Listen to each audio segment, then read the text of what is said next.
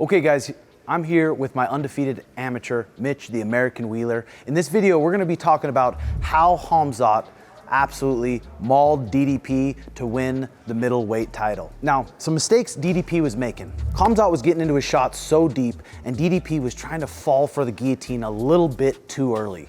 So the first takedown, it looked a lot like this. Khamzat was southpaw, DDP threw a left knee, Khamzat shot into it deep, DDP wrapped his neck, went for the guillotine right away. Khamzat did a good job at planting and ending up on top, inside control, just like this.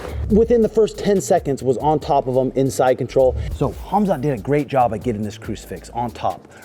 Early on too, to zap DDP's explosive energy. Now the key to this crucifix is you get an underhook on the far side and you have to keep your head pinned to the mat. Khamzat was doing a great job.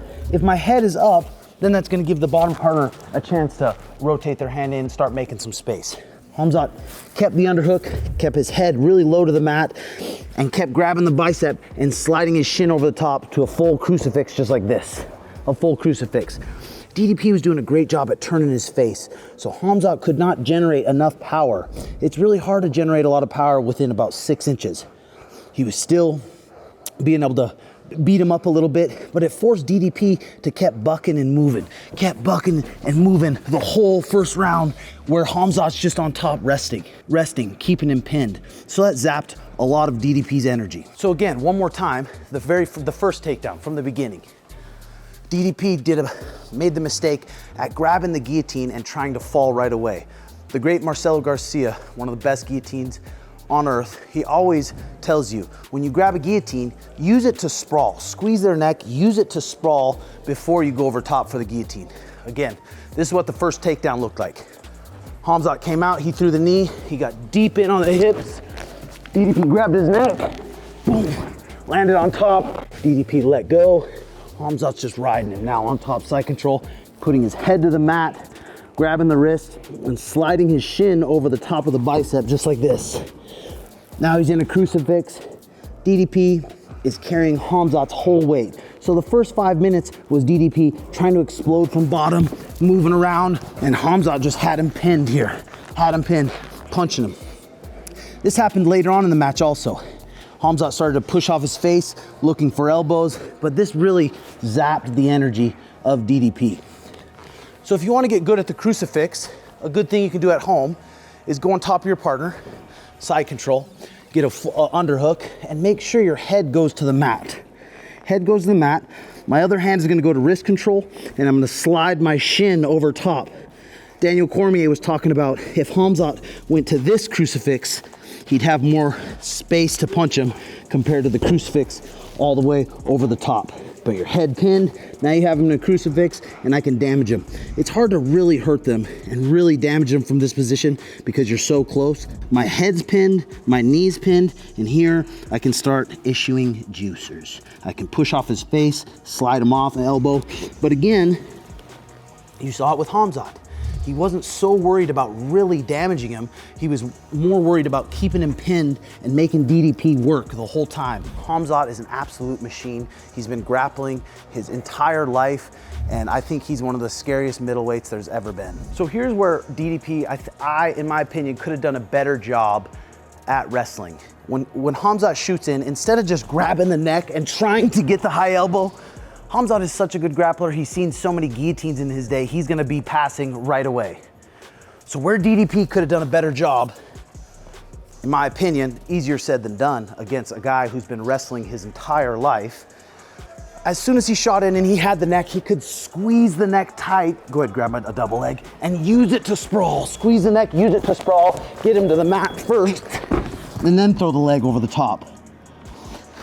I think he would have had a better chance if he really wanted that guillotine, using the guillotine to sprawl, not using the guillotine and trying to get it as he's falling down. A lot of the fight was in this position. Khamzat on top behind the armpits. And DDP was trying to stand up, but he was standing up without a grip. As soon as you stand up without a grip, you're gonna get mat returned hard. Mat returned over and over again. You stand up without a grip, you're gonna get dragged down again. And this is where Khamzat was doing a great job, staying behind the armpits, not attacking the seatbelt too long. If you're on the seatbelt too long, Mitch is gonna come up, get his underhook back, and then stand up. So he was staying behind his armpits. This is how he kept mat returning him. DDP would kind of get his butt underneath him and not really get his chest up, controlling the hands, getting 2-on-1, peeling the thumbs. Again, easier said than done when you got a guy like Khamzat. Khamzat, they said he quit doing lifting training. He started training with a guy named Sam Calvita. The workouts are absolutely insane. They kill your arms. So his grip strength is on another level. Again, in MMA, you can grab your own gloves so your fingers can go inside your own gloves, making it a lot harder to peel the wrists and then cut your arm back. So Khamzat was on top of him, and every time DDP would tripod up, Khamzat would just put all his weight onto the shoulder and almost spiral ride him down. Again, just like that. He'd pop up, his weight was forward, he would just stay behind the armpits and dragging him down. And if DDP jumped his chest up, he wasn't controlling the hands, Khamzat would lift him, get another mat return. He'd tripod up and he'd spiral ride him back to the ground just like this. And 25 minutes of having Khamzat on you is gonna absolutely zap your energy. And that was a lot of the ways Khamzat did an amazing job, 25 minutes, controlling someone who's explosive and as athletic as DDP. Probably the proper way to learn it is a high school wrestling spiral ride. My weight's on top of him, my right hand goes through his thigh, my left hand under his armpit, and I'm gonna break him down to his hip. Now we're gonna go to the other way. He goes back up, and I break him down to his hip. And it's even easier when you have your hands locked. So I'm driving all my weight onto his shoulder just like this, breaking him down to his elbow, making him build back up. Spinning around, breaking him down to his elbow, making him build back up. Called a spiral ride. That's a good drill you can do at home to get good at your back control. DDP could have attacked the hands a little bit more. Even from this turtle position, putting his forehead to the mat, and now attacking the hands, separating the hands, now standing up and getting away. Compared to just standing up, he was trying to stand up and then fight the grips, maybe fight the grips and then stand up. Also, other attacks from this turtle position is a switch. Go ahead, hit a switch. Hitting a hard switch. Again, easier said than done when Khamzat's behind him with both hands locked. Other things he could have done, DDP, is ground beat. Ground beat, again, Khamzat probably would have followed him with his hands locked, but it would have created more of a scramble. Other things he could have done, rolling over the left shoulder, trying to enter the legs and getting Khamzat to run away. Enter the legs, creating more of a jiu-jitsu scramble, creating Khamzat to run away or having to punch. But again, Khamzat's never been 5 rounds before. So Khamzat wasn't in a hurry to let go, start looking for finishes and creating a scramble. He was just on top of him, behind the armpits, controlling him the whole time, making DDP carry his weight the whole time. And a lot of times in this position, Khamzat's the one resting. DDP again is carrying all his weight, staying behind the armpits again, knee in his thigh, knee in his butt. But again, with these wrestlers, if they can lock their hands behind their armpits, it's gonna be a pain in the butt because they're gonna have that knee to the thigh, that knee to the butt. And that's doing enough damage to where the ref will not stand him up. So again, Khamzat wrestling his whole life, his first time going 5 rounds, he could have risked it, let go, started to go into front headlock darces more, tried to punch, but that's gonna give DDP the option to scramble. So I think Khamzat fought an absolutely perfect fight. Not even giving DDP a chance to move, but that's how Khamzat took out DDP to win the middleweight title. All right, as a bonus, I'm gonna show you guys how Lerone Murphy knocked out Aaron Pico cold. Now, Aaron Pico, phenomenal wrestler, a child prodigy, worked his way up so hard, got this big moment, co-main event, worked his whole life, and he looked phenomenal.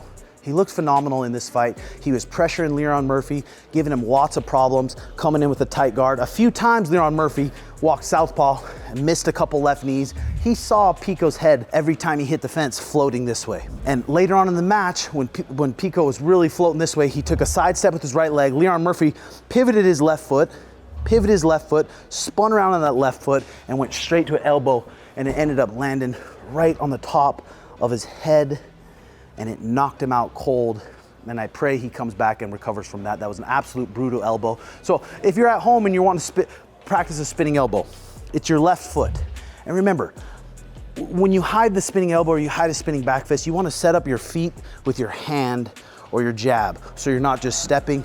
Pico was pressuring so hard that Lerone Murphy just pivoted and just spun with his elbow right away. You also saw Carlos Prates knock out Jeff Neal with that elbow. If you guys wanna practice your spinning stuff at home, here's a drill I recommend doing. First, you can do it without setting up the hands, but it's your left foot. Watch my left foot pivots just like this. I'm gonna pivot all the way around on this foot, spin all the way around back into my normal stance so I have good balance. The better you get at it, the more you can start throwing my jab and set up my foot, throw my left hook and set up my foot, and that hides it a little bit better so you don't telegraph it. Boom, bang, spinning elbow, spinning back fist. That's some good ways to practice your spinning techniques, doing things with my hands to set up my foot so I can get a good hard spin. That's how Lerone Murphy knocked out Aaron Pico. All right guys, that's how Khamzat won the UFC middleweight title. Hopefully DDP can come back, but man, that was a tough fight. But DDP showed his heart in there for 25 minutes. Most people would have given up a long time ago. There were spots in the fight later in the 5th round where DDP, the tides were turning a bit. If the fight was 6 rounds, things could have been different, you never know. But Khamzat fought an absolutely perfect fight and he opened up everyone's eyes that he can go 25 minutes. Hope you guys enjoyed that video. Hit that like and subscribe button, it helps me out more than you know, and we'll see you next time.